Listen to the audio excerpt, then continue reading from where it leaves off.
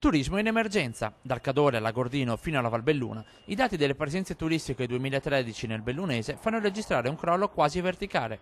A soffrire di più è l'Agordino, meno 87% alla Valle, meno 85% a Rivamonte, meno 38% a Taibon.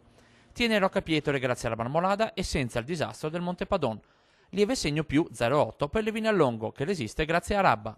Sono infatti le località più note a livello internazionale a sopravvivere, anche se pure Cortina fa registrare un minimo calo, meno 0,3%. Cortina tiene non solo perché è un grande marchio, perché è una località meravigliosa, ma perché è fortemente internazionalizzata e il target anche della clientela italiana è quello che nonostante la crisi si può permettere comunque ancora una vacanza. Segno meno anche per gran parte delle località del Cadore, Borca e San Vito meno 12% e del Comelico, a Comelico Superiore meno 22%.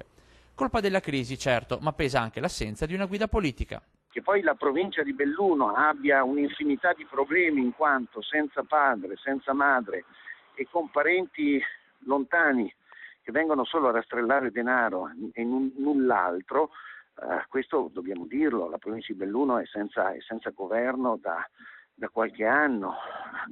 Tutte le aree si muovono cercando di risolvere le emergenze, ma non c'è una strategia. Se il 2013 ha fatto registrare un forte calo, il 2014 si annuncia, se possibile, già peggiore. Dalla nevicata di Natale in poi, tra blackout e strade chiuse, è stato impossibile per gli operatori turistici lavorare al meglio. I prossimi dati che arriveranno sull'andamento della stagione invernale saranno catastrofici, ma hanno sicuramente una chiave di lettura che è stato proprio questa congiunzione astrale che ci ha scaricato contro tutta una serie di negatività.